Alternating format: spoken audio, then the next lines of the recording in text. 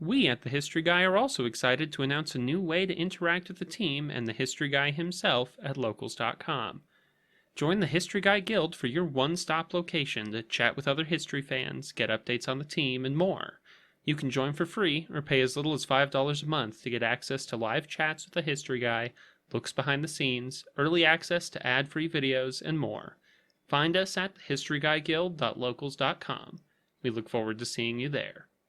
This episode of Forgotten History is brought to you by Magellan TV, a new kind of streaming service that aims to bring you the best documentaries from around the world.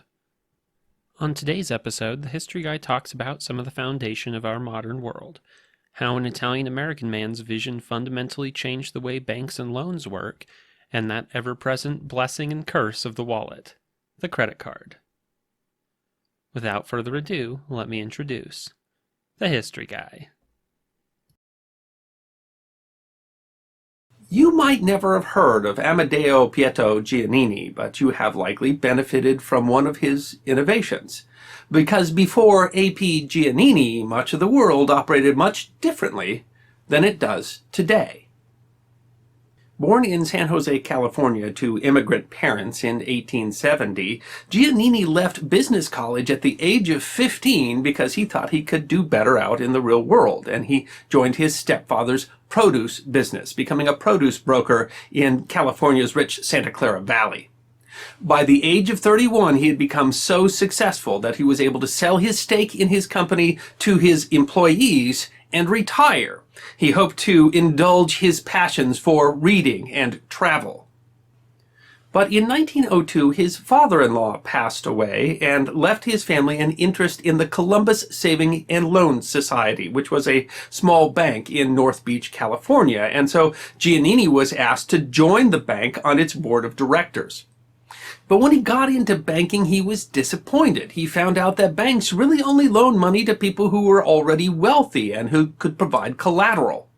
Giannini was convinced that working-class Americans could benefit from things like home loans and auto loans and small business loans, and while they weren't wealthy and couldn't provide collateral, he thought that they were generally trustworthy people who could be counted upon to repay their loans. But he was unable to convince the rest of the board of directors of this vision, and so in 1904 he resigned from the board of directors and with some investors started his own bank. He called his new bank the Bank of Italy, and he served those populations that had been previously ignored by banks, in this case largely Italian-American working-class immigrants in San Francisco's North Beach community. He offered this population accounts and loans, and he based his loans not so much on the collateral that they could provide, but on his judgment of their character. And by 1905, his bank had a respectable $700,000 in deposits. In 1906, the Great San Francisco earthquake hit, and much of the city was leveled in the initial earthquake and then the fires that came afterwards.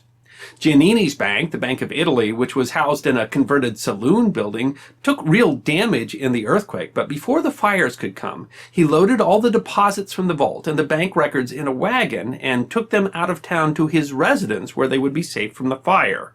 He did that in a garbage wagon in order to hide what he was doing to deter thieves. That decision to protect the deposits ended up being monumental.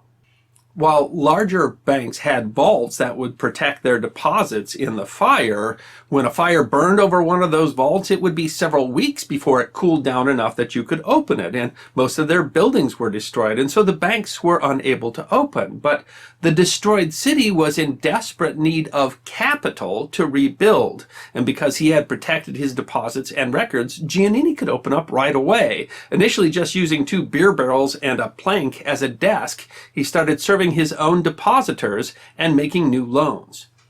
Because of the devastation, a lot of things have been destroyed, including people's records and even identification, and so many of those loans Giannini made on nothing but a handshake and a smile, and yet he was very proud to say later that every one of those loans was repaid.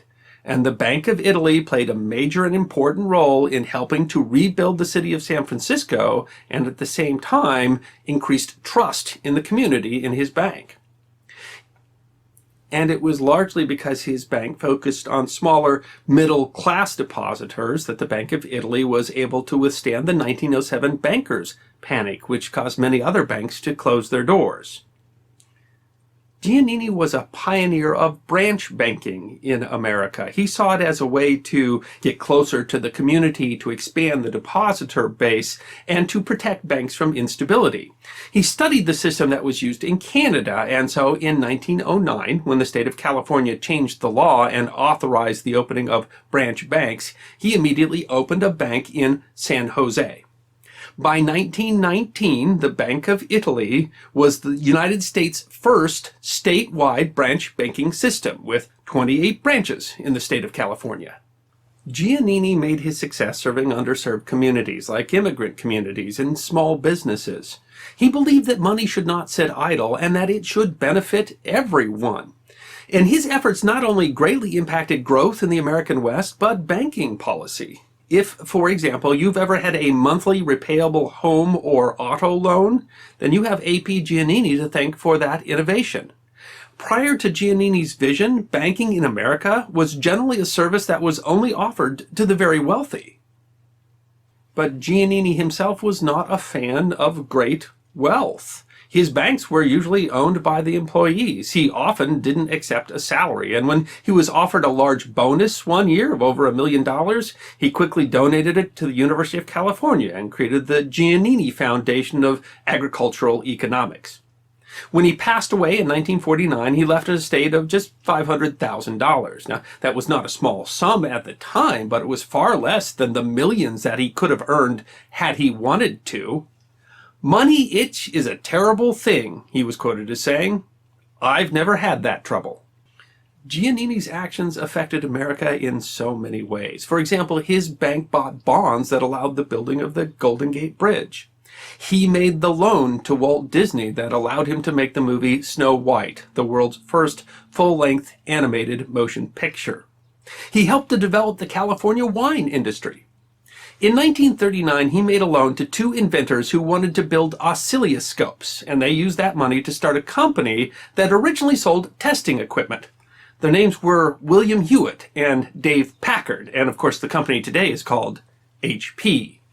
And Giannini never forgot his Italian roots. After the Second World War, he arranged loans to help rebuild the destroyed Fiat factories in Italy and rebuild that country's economy. A.P. Giannini's impact on banking for the little guy, on economic development in the West, and on international banking was profound. He is generally recognized as one of the most influential bankers and businessmen of the 20th century. And if his character sounds somewhat familiar, it might be because a director named Frank Capra based a character named George Bailey on A.P. Giannini in the 1946 film It's a Wonderful Life. And if you're wondering why you've never heard of this Bank of Italy, that might be because in 1930, Giannini merged with another bank in Los Angeles with the goal of creating branches nationwide, and he decided that the other bank's name more fit the new vision. And so since 1930, the Bank of Italy has been known as the Bank of America. You might have heard of that one. And its founder, A.P. Giannini, deserves to be remembered. Now's the part of the episode where we get to chat with the history guy. A little bit about what we just heard, what we're going to hear, and some behind-the-scenes stuff you only get to hear about on the podcast. It's really interesting to me that a man who had such an impact on modern society and, of course, modern banking got into banking essentially by accident. Yeah, totally. He had retired, as doing commodities, and he was going to go travel Europe and read books and retire, and just happened to be put on the board of this bank and say, hey, this isn't how things are supposed to go, and then ended up transforming the banking industry. And he just as easily could have sailed off to Europe and spent his time going to museums.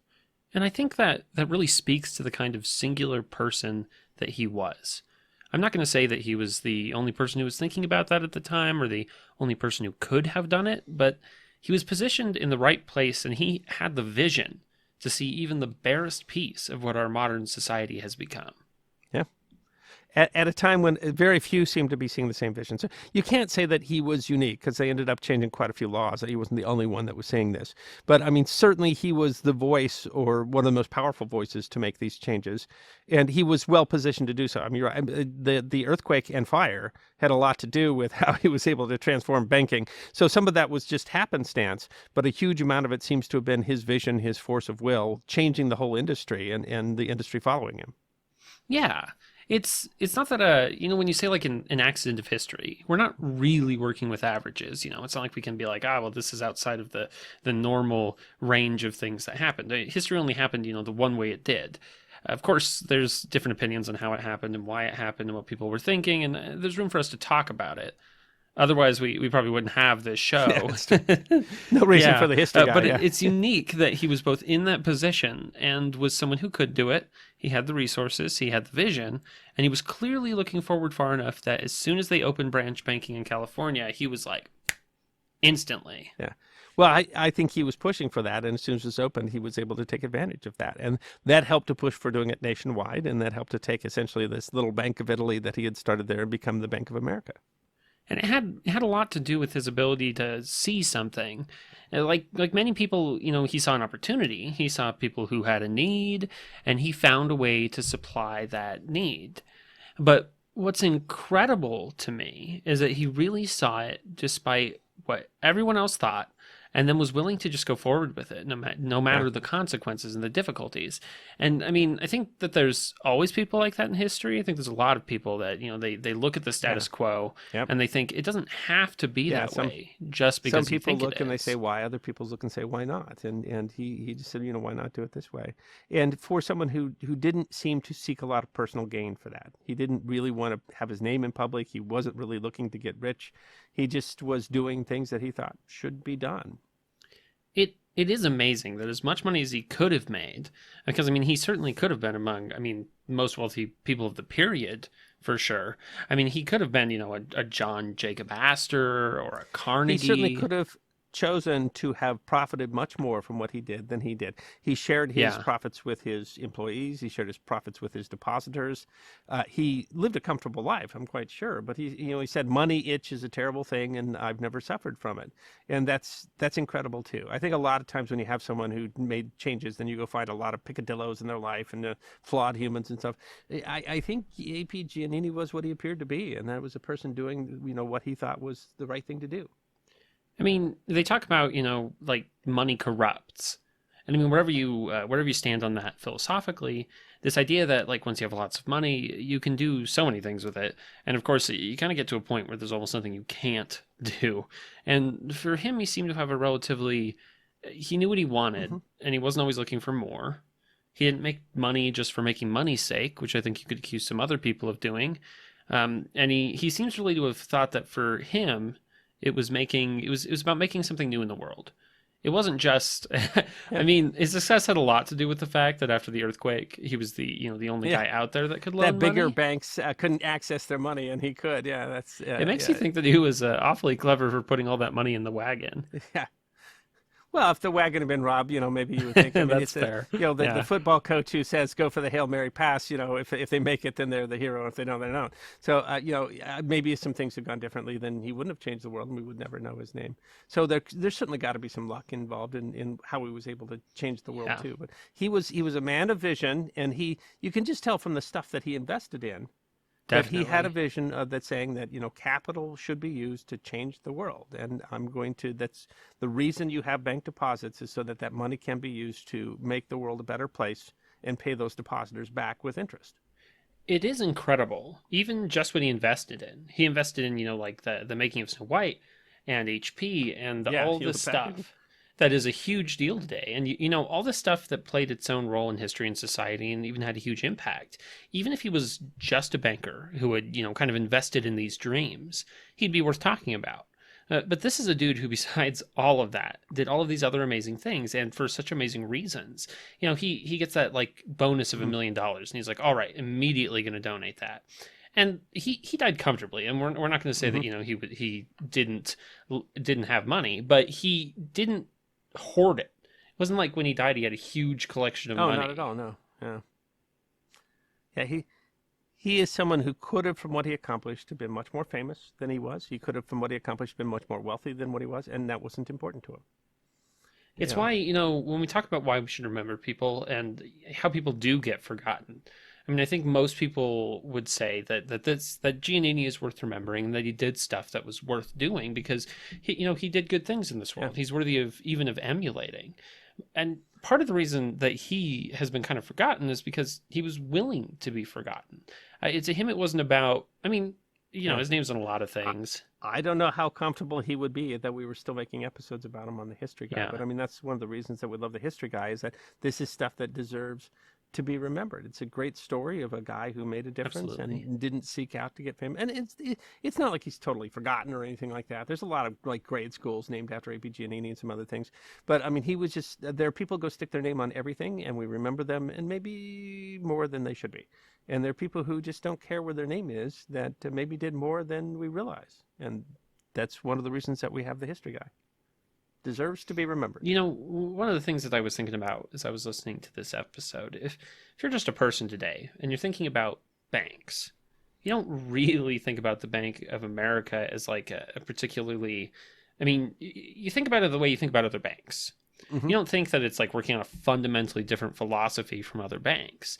And this isn't to talk badly about the Bank of America at all, but from that kind of view of history, the Bank of America today, I mean, it's kind of normal for what banks are in the modern era. Well, I mean, that might be a sign of how much he transformed the industry, so that everybody kind of follows along. And of course, AP's been gone a long time now, so Bank of America is no longer running necessarily by his principles. But also, as it grew to become a national bank, it was going to lose some of that handshake sort of flavor that was part of the nature of how he grew the Bank of Italy. And I think he probably understood that. But yeah, it is the fact that now. And different banks do operate a little bit differently, but the fact that now that you can get a car loan at almost any bank in the country is a sign that he didn't just transform his bank; he transformed the way the whole world does credit. Yeah, and he brought credit to a completely new group of people who needed it. Yeah, who needed it and used it to do amazing things.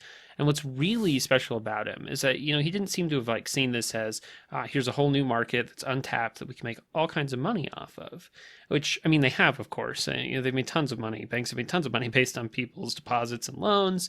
But when he did it, he thought that, if I trust people, they'll trust me. Mm-hmm. And we'll be able to do things that will benefit everybody. Yeah. The idea of a bank fundamentally is that it's supposed to use community funds to help to build the community in a way that serves everybody. And if you do it well, that's how it works. They deposit money, they earn money on their deposits because you are lending that money in things that are going to grow the community and pay back with interest. And that's what allows you to pay interest back to your depositors. And that whole vision is still a vision that works. I mean, we don't necessarily see it as evenly, but I mean, he had that idea that says that these are people that not only need loans, but those loans are going to change things in such a way that it's going to grow everybody's business. And that's going to be good for me and you and everybody. And that's that vision. It's not like banks didn't operate that way before. It's just they only operated that way for a small class of people who knew each other and shared the faith that they were going to pay back because they were all born rich. Yeah, and I mean that helped them, and to some extent you can kind of see how that system developed. I mean, they were the people who needed loans because they were the ones dealing with large sums. I don't think he ever claimed that you shouldn't loan money to rich people. Yeah. He simply claimed that the idea of banks loaning money shouldn't be limited to rich people. Yeah, and that other people would be willing to pay those loans back, and that they could pay those loans back. Mm-hmm. And that they could. It really and they did, is. even when other banks were having trouble getting people to pay loans back because of crashes and et cetera. Yeah. Because he, did his loans on a handshake with people that he could trust, then the loans were paid back and the business remained profitable. Yeah. It really is an amazing way to talk about people. And, to say that humans and people are worthy of trusting, because, that's really what he said. It was the core of his kind of principles. He said, let's trust people, not because of, how much money they have, but because of what they want to do with it. Or, they wanted to build their lives and houses. And I think it's really touching that became such a successful vision and such a successful business. And that makes for a touching story. I did have one other question, kind of unrelated to the episode. This is an earlier episode, so if listeners go watch this on YouTube, you'll see that the set looks quite different from how it does today. So I wanted to ask if you have anything to say about how you've kind of changed the set and kind of your vision for how the set looks. I mean, certainly we've gotten better at a lot of things, cameras and microphones and lighting and stuff. You could look at some of those early episodes, and it's clear that I was just, I had no idea how to do things. I was just using the light in the roof there. But anybody who knows me knows that I like to collect stuff. I like to collect funny, strange things. And so one of the things that I love about being a history guy is I get to display that. So what you've seen over time, I used to have my computer in the background and things like that. And over time, I've devoted more and more shelf space to being able to show off stuff. Sometimes it's very relevant to the episode. Sometimes it's just funny, and it's just there to show some of my personality too. And I love it when people notice. There are people who look all the time at the stuff in the back and say, is that a Bob Ross action figure? And I'm like, yes, I have a Bob Ross action figure. I have a Teddy Roosevelt action figure. I love that. And so it's fun to be able to display my collection and get people's interest at the stuff that's back there. And then we get the most amazing stuff in the mail from viewers. The only promise I ever make is, as I promise from time to time, this will pop up on set so that you can see it and say, hey, I sent that to the history guy. I mean, I think it's really cool that you've spent so much time making sure that, the set does change. And some people on YouTube, their sets always pretty much look the same, and I kind of like that yours changes all the time. Yeah, I think some of them are using virtual sets, no, that is not a virtual set. That is my office. That is my stuff, and I wish every time I do an episode, I'm like, oh, I don't have something for this. I don't have a picture for this, and then I get it's too late now, but I go get it anyway, and so the collection keeps growing because I always think I have to put new stuff up on there, it's fun. And part of the fun for me, and I think part of the fun for the viewers, is the scavenger hunt, the Easter egg hunt of the stuff that's in the back there. And you see that evolving over time from the early episodes to the episodes today. Yeah, I remember for the neon episode, I don't think it was actually neon. It was like an LED kind of thing. But well, neon today is LED. It's almost impossible to get real neon. That's what I found out today. Yeah, but yeah. we looked into, and I think we still might acquire because of that episode, which was another really fun episode. But I might acquire a neon, the history guy bow tie sign. We'll see. Yeah, that'd be really cool. That would be, yeah. Yeah, there are still some people doing that kind of that real neon stuff, but it's usually on a pretty small scale. Well, you can do custom, but I mean, they mostly quote you for the LED stuff, which I wish I could get some more classic neon, because that's the more kitschy thing that we were looking for. Magellan TV is sponsoring this episode, and they sponsor all of our podcasts. And if you've listened to the podcast, you know that what we like to do is talk about what we've been watching on Magellan TV lately. And so what have you been watching on Magellan TV? There's always so much to watch on Magellan TV. So I just recently watched one called the Giannini Meteorite, and I watched it because it really felt like a History Guy episode. And it was an idea I had never seen before. It's in Mauritania, in the middle of the Sahara Desert, and this 19th century French diplomat had heard that there was a local source of natural iron, which is very strange in the desert. And so he had gotten someone to show him the secret place where this was, and it appeared to him to be a huge iron meteorite that, if his description was correct, would be the largest iron meteorite, the largest intact meteorite ever found on Earth. And he collected a piece that was clearly meteorite metal. It took years for it to wander its way back to France, but I mean, it's clearly meteorite metal, and then no one ever found it again. And they'd sent dozens of expeditions off wandering the Sahara Desert, and they can't find it. They don't know where it is. And so this is the story of a couple of experts on meteorites that are taking an expedition off into the Sahara to make another attempt to find this meteorite. I won't spoil it more than that. But it says much about what it takes to go out in the Sahara Desert and not die, as it is about the search for this meteorite, which is a very interesting history about how they came to looking for the meteorite. One of the reasons I love Magellan TV is you can find just so much variety of things to find out there, and things that you never would have known if you didn't have that subscription to Magellan TV. What have you been watching? So what I was just watching recently, and the one that I want to talk about, is called Vesuvius and the First Pompeii. And so what happened is they found these two skeletons pretty far from Pompeii, but it was clear that they had died from ash. But it would seem like when they found it that this was not the direction that the ash that buried Pompeii went. And we might have mentioned this in the episode that we talked about Vesuvius and Herculaneum, but they found a Bronze Age site buried under ash. And what they figured out is that this was a different Vesuvius eruption, like thousands of years before the famous one that buried Pompeii in 79. And so they have found, almost as perfectly preserved as Pompeii, a Bronze Age site. And so this is a small village. There are several houses. They are much larger than they expected them to be, but we can also find, I mean, things that you just would not expect to find in almost any other situation. You wouldn't expect to find the leftovers of the trees and the thatch on their roofs. And it's given us a really interesting look at how people in the Bronze Age in central Italy were living, and essentially unprecedented. When we have almost nothing like this from the Bronze Age like that. And it kind of tells the story of how they found it, how they figured it out. And ultimately, the story, of course, of what happened to these Bronze Age people is pretty sad. But it's really, really worth watching. And it's a really amazing thing that is so connected to Pompeii and that, you know, so few people know about. And of course, if you are a listener or watcher of The History Guy, you can always go to try.magellantv.com/historyguy, where we will always have a deal for you, sometimes a free month or a deal on an annual membership, or even a documentary that you can watch for free. Again, that's try.magellantv.com/historyguy. Next up, the History Guy talks about the surprisingly old history of credit cards. And stay tuned after the episode to hear us chat a little more with the History Guy.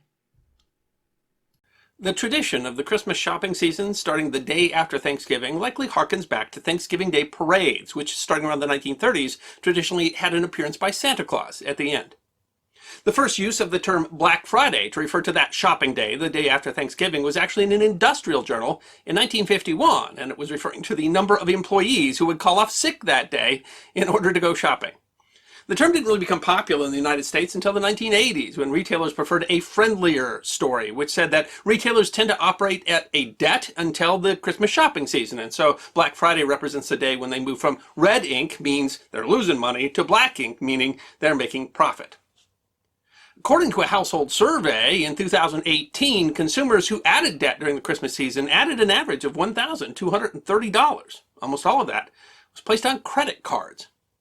Money lending is one of the world's oldest professions. Probably goes back to the beginning of society, that someone would lend you goods or grain or some form of currency in exchange for interest. In fact, some of the earliest written laws deal with debt and interest. But the idea of a single piece of plastic that could be used to borrow and purchase almost everywhere took a long time to develop. On this Black Friday, the history of the credit card deserves to be remembered. 5,000 years ago, Mesopotamian civilizations were among the first to think of using a valueless physical object to take the place of large sums of cash. In Babylon's trade with the Harappan civilization, archaeologists have found clay tablets with each civilization's marks, meant as promises that saved everyone from having to mint the huge amount of coin that would have had to have changed hands. In these ancient civilizations, and up into the modern era, one of the most common uses for credit was in loans of seeds that could be repaid with interest after the harvest. Until the 19th century, most debt and credit was established as an agreement between a single lender and a lendee.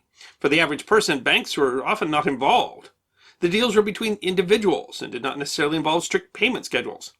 Some of these were tabs, which were settled informally, and of course, there were always money lenders, often unscrupulous, promising easy funds to cash-strapped farmers and businessmen, accompanied by high interest rates. The use of larger loans developed for the super wealthy and for businesses that would be backed by banks, but these were usually agreements that were made individually and usually for a fixed amount. The money could be used for a specific purpose, but it wasn't like a credit line that could be used anywhere for anything. The earliest modern predecessor to the credit card in the United States was a charge coin, first introduced in the 1860s. Charge coins were made of celluloid or metal and ranged in design from the simple to the detailed and ostentatious. They usually had some kind of a message on them, the name of a particular store and a number linked to the customer's account. These coins were distributed by a department store, or taxi service, or other business, and were usually only usable at a single location. Holders of the coin would show it to the cashiers at purchase, and they would check it against a paper ledger that would tell them if the account was up to date. These kinds of accounts usually needed to be paid off in full at the end of the month.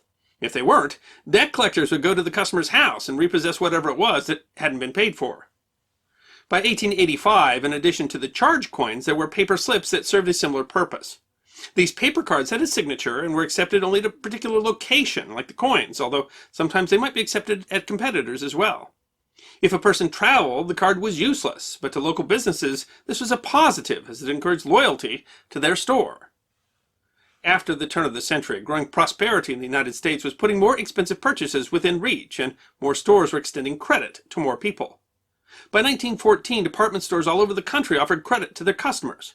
Western Union offered select customers metal plates that allowed them to defer payment. Gas companies like Texaco followed suit in the 20s and 30s, with the growth of automobiles, offering cards that could be used to finance gas and car repairs at their stations. Their item of choice was a playing card-sized piece of paper, which helped to standardize the size of the credit cards in use today. In the late 1920s, a New York company introduced the charge-up plate, a small metal plate that looked like a dog tag, which often came with a leather cover. The plates would have identifying information embossed on one side, such as the user's name and address. Slipped into the back was a piece of paper that would be signed. When a customer made a purchase, the store could make an imprint of the card, helping to simplify bookkeeping.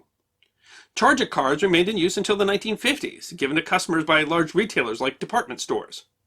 Sometimes the store even kept the card on hand, only imprinting it when the customer made a purchase. Networks for these kinds of cards grew out of deals between local businesses who agreed to accept each other's plates. A large network of New York department stores, including Bloomingdale's and Gimbel's, joined together in 1948. In 1936, airlines got into the credit business with the introduction of an air travel card.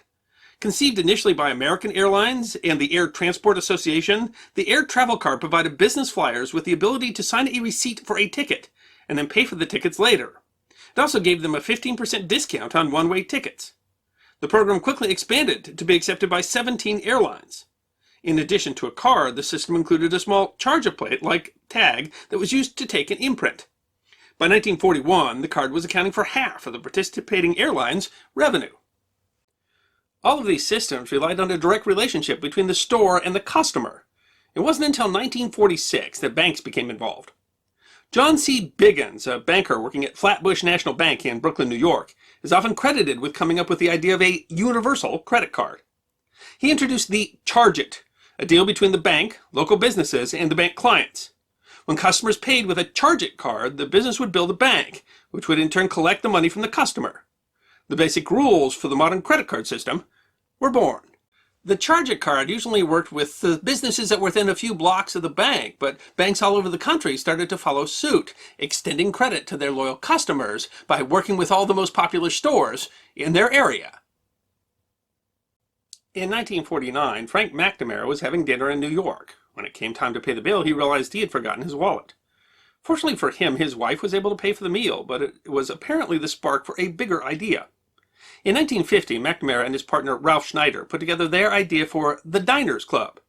Customers would pay a $3 subscription fee to get a Diners Club card, which would be accepted at its inception at 28 restaurants and 2 hotels in New York. In its first year, 10,000 of New York's elite joined the program.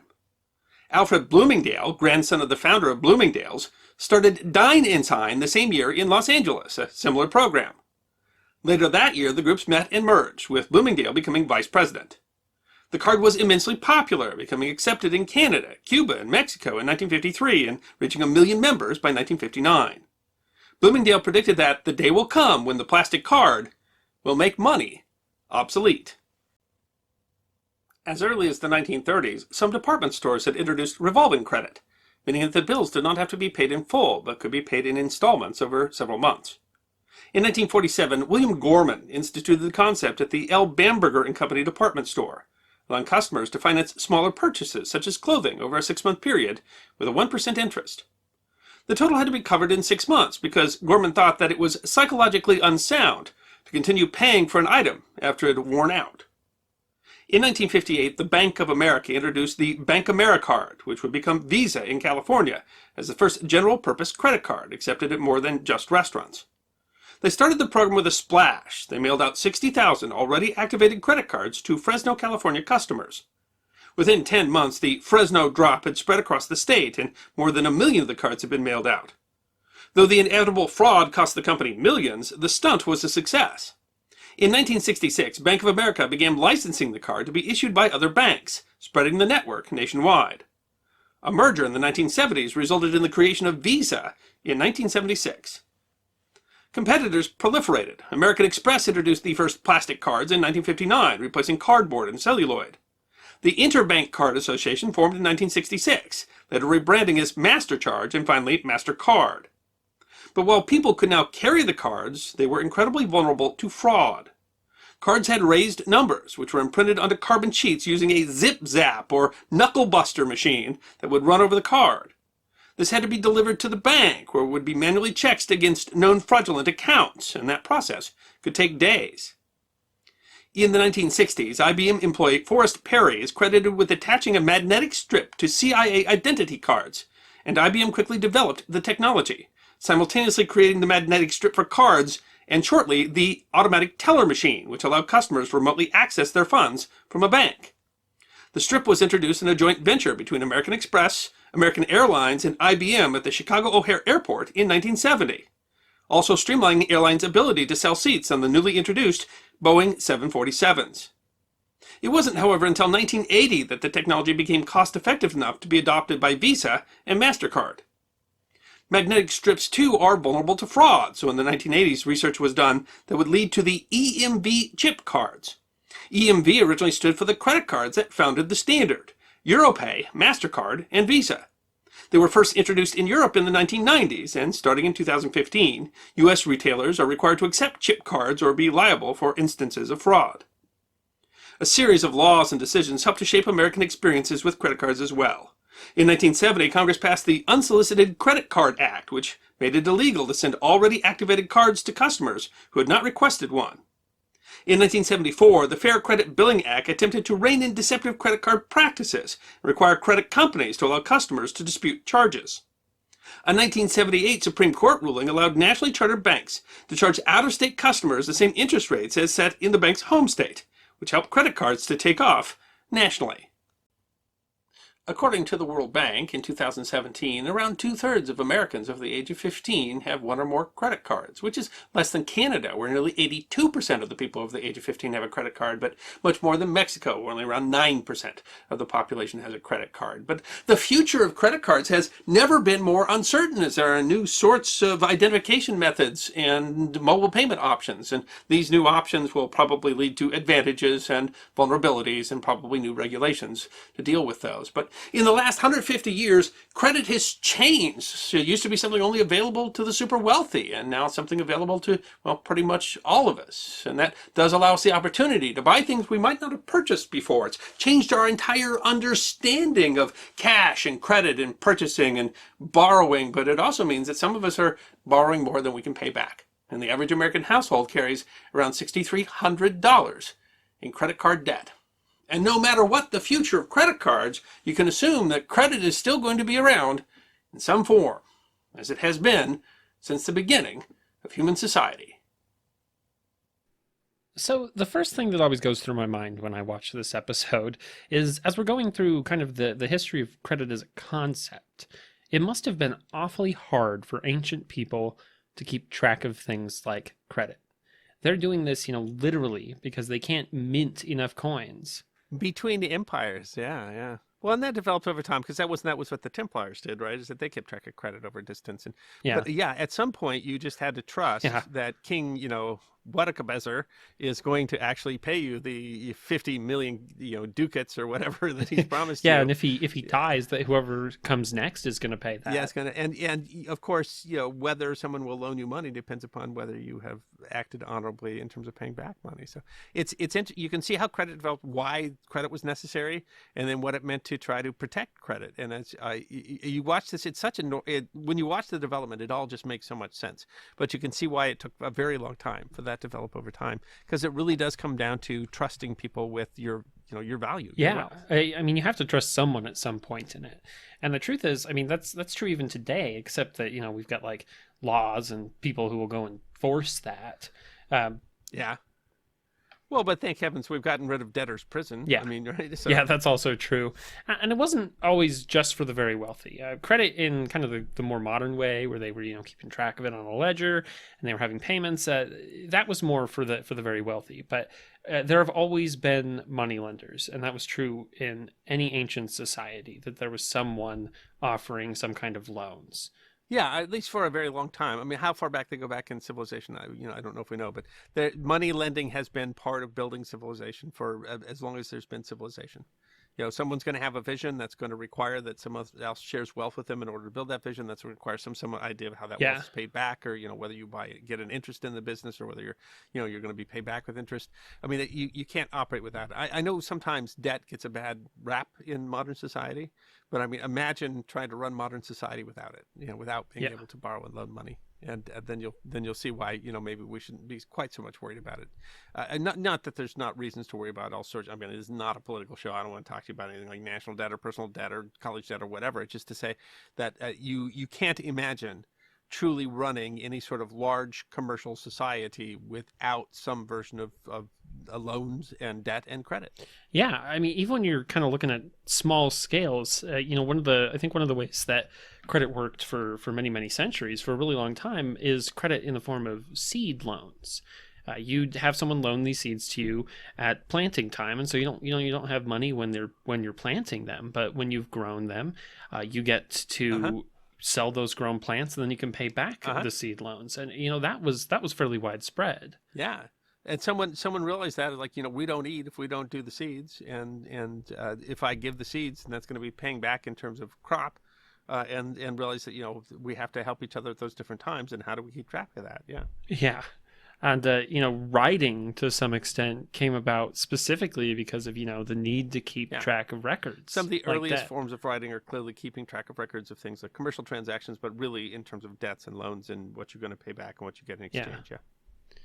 Yeah, that's knots tied to show horse trades, or the quipu that was kept in the Incan civilization.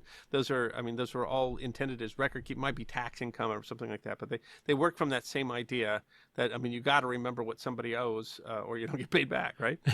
Yeah, that's I'm sure through all time there are people who tried to avoid paying. I mean, that's why debtors' prisons existed, but either there were people who couldn't pay back, or for some reason trying to avoid paying it. Yeah. And that, of course, there was a time you could literally, you could go get a loan in London and then just move to Paris, and they might not be able to do anything about that. You could still get credit there, and I don't think that's so true. We started tracking you with your credit score, so now we know. So now you won't be able to borrow money in Paris because you didn't pay it back in London. Yeah. Yeah, there was a lot of trust involved, but these days there's a little less. We've got credit scores, and you're always attached to some kind of digital thing, so they can always find you. I think my favorite line in this video, though, is Bloomingdale saying that credit cards will make money obsolete, which is it's a lot of fun to read that, from a modern perspective. Because they have. So how many times you even got cash in your wallet? Yeah. I mean, I think there were some innovations that were necessary for that. I think the ability to buy and sell online, you made it so the cash didn't make any sense because you weren't going into stores anymore. Debit cards, which were somewhat different than credit cards, I think that was a big part of that. But now it's funny because, there was a good period where you had to say, if I want to, do they take credit cards at this restaurant because I don't have cash, and now it's rare to find anybody who doesn't. I mean, now even small vendors at the county fair can take credit cards. So it really has gotten to that point where you wonder why we even bother to print cash anymore. Yeah, you don't necessarily need it almost anywhere, and I mean, plenty of people use it. And cash registers still exist. It hasn't gone away completely, but I hardly ever carry cash. It seems to be headed that way. Yeah. Yeah, I was watching a movie on bank robbery last night. I'm like, how are you going to go spend $1 million? They're going to know you stole it because you got more than $5 in your wallet. If you've got a larger sum in your wallet than you can take out of an ATM, they know you're a bank robber. Yeah. If it's a large sum, I mean, no one at this point is, making that. Well, I guess I shouldn't say no one, but almost no one is making $1,000 purchase in cash these days. Yeah. Even if you have it in cash someplace, you're probably doing that over a computer. It would be easier to launder the Mona Lisa than $1 million in bills. Someone stole $1 million. Well, the crazy guy down the street buys his groceries in cash. Yeah, it's the only possible explanation. Anyone who'll take $1 million.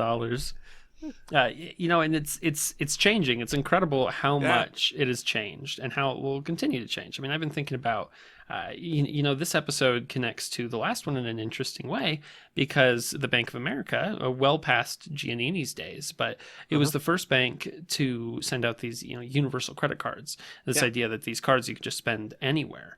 That would eventually become Visa. So I think it's interesting that, this bank that was a part of such a transformational change was also years later involved in making another huge change. I think Giannini would have supported the idea of where credit cards have gone to, which is essentially both credit and debit cards, but essentially says that you can make the money work for anybody of, any income level. You can figure out a way that they can, borrow on the small scale what they need to get through the day and be able to pay that back in a way that's going to help to build society and the community. And I wonder how many people ran up debt during COVID, but I mean, isn't it nice that you have the ability to do that, aside from, because otherwise you might not have had food, Yeah, and I mean, it can be a double-edged sword. There are negatives about that too, totally apart from politics. But there's a benefit to being able to buy things you wouldn't be able to afford otherwise. Yep. And, that's one of the things that credit cards enable. And, credit cards, they changed credit. With a credit card, it's not like a small loan. You don't have to ask anyone to make that purchase, as long as you are willing to pay it back. And they learned a lot on the way. A lot of people got in trouble with credit cards. This is, we don't not only do not take political stands. I don't think we're trying to argue, credit good, get a credit card, run up your cards. No. But it is to say and the evolution that you see in this episode, which by the way, Josh wrote this episode, but the evolution that you see in this episode makes so much sense, and it's just interesting to watch. And the idea, some of those original little credit cards, we acquired some of those, and then Josh put them in his collection. Yeah, and they're nifty to see, and they were sometimes stolen. They were sometimes fraudulently used, but because that's the nature of when you borrow them, people are going to maybe borrow things that they shouldn't. But when you look at how it all evolved, you can really say, how could we even basically run the world that we run today if we didn't have that, and how it evolved over time. And like I said, I think A.P. Giannini would probably approve and say that he didn't like money itch or anything like that, but he did like the idea that anybody of any income level should be able to make their money work for them. And credit cards can help you do that. They can. And, those little cards, it's amazing in some ways how fast it changed. Went from these coins, which were honestly, I mean, they were almost as simple as what they were doing, hundreds of years before that, where you have a coin with a number on it, and you're just like, make a purchase on 102, and then you flash your coin, and they go put that on a ledger someplace. But it's also amazing how long it has really been, because when we're talking about those charge it cards, those little metal plates, were really cool. But I had a hard time finding anyone who had actually used one. I talked to my grandpa, and he maybe recalled them, and that might be because he's from somewhere pretty rural. But these were things that were mostly used between the 20s and the 50s before we started using other things. But it's interesting how we went from kind of one thing to another really very practically, and the businesses were like, hey, how can we get people to spend more money here? And then it kind of evolved into what it has become today. And in some ways that's so different from Giannini, who was this one guy who had all these ideas on how to change things, and kind of thought of this, had this vision for a whole foundation of a new system, to something that really kind of happened kind of more ad hoc. Things kind of gathered slowly, because what Bloomingdale was talking about when he mentioned cash becoming obsolete, it was the Diners Club cards, which I've never seen, but they were not even necessarily, it took a while for those to be accepted. It's not. When I worked at a university many years ago, that was the university credit card. And it was funny because when we traveled for the university, you're trying to charge gas. Find a gas station in the middle of the night takes Diners Club, or you're stuck there for the night, and then you got to find a hotel that takes Diners Club. Oh man, I don't know who made that decision, but I think it's maybe a little more broadly accepted today. But that's it started with someone who said, "Oh, I forgot to bring my purse."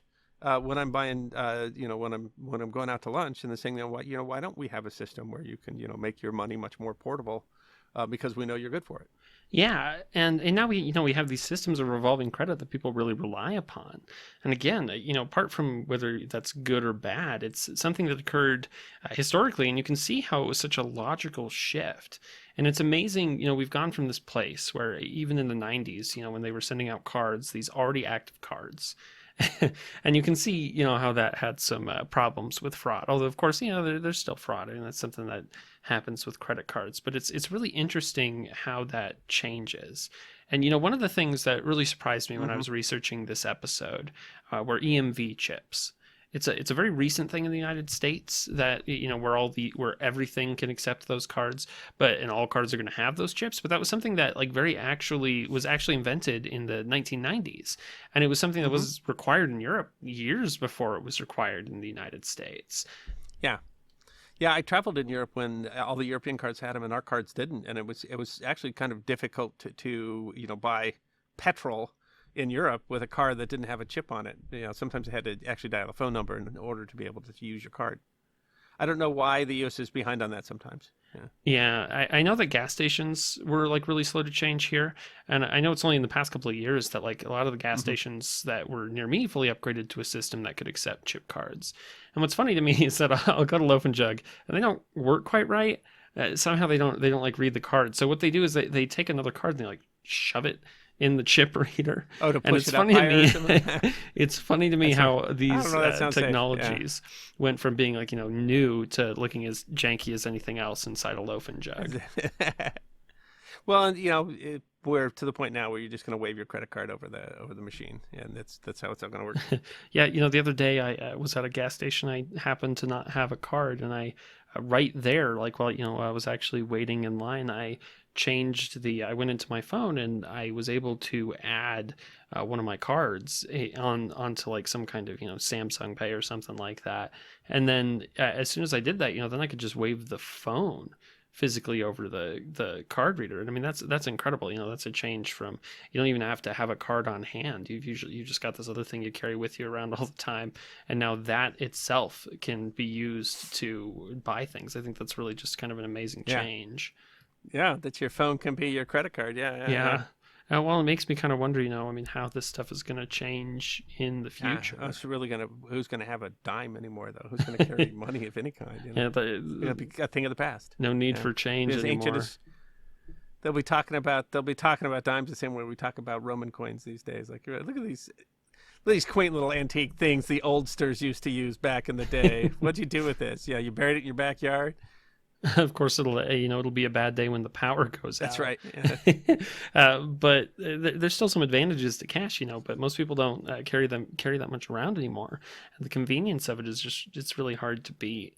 And you can do it anywhere. You were mentioning at the craft shows as one of those things that used to be always cash. They couldn't accept anything else. And now, man, anyone can get a thing they can plug into their phone. You see little old ladies with a Square reader or something like that in their phone, and they can almost take a credit card anywhere. Credit card for almost anything. Yeah, anywhere in the world. It is. So it's cool to see that's history changing as we speak. So this history of credit cards is a really fascinating story because we've become so connected to them today. To imagine it wasn't that long ago when we didn't have that. And certainly there's a lot of people my age that remember those knuckle breakers, and now they are such a simple part of life. We do so much of our shopping and buying without ever bothering to go to a bank. It's incredible. And you wonder what will this episode be like in 10 or 20 years? As we talk about the history that's gone on since then, because so much changed over such a short period of time with it. Thank you for listening to this episode of the History Guy podcast. We hope you enjoyed this episode of Forgotten History, and if you did, you can find more on our website, thehistoryguy.com. We release podcasts every 2 weeks, so stick around if you want to hear more podcasts of Forgotten History. You can also find us on Facebook, YouTube, Instagram, Twitter, and Patreon. You can even get a personalized message from the History Guy himself on Cameo.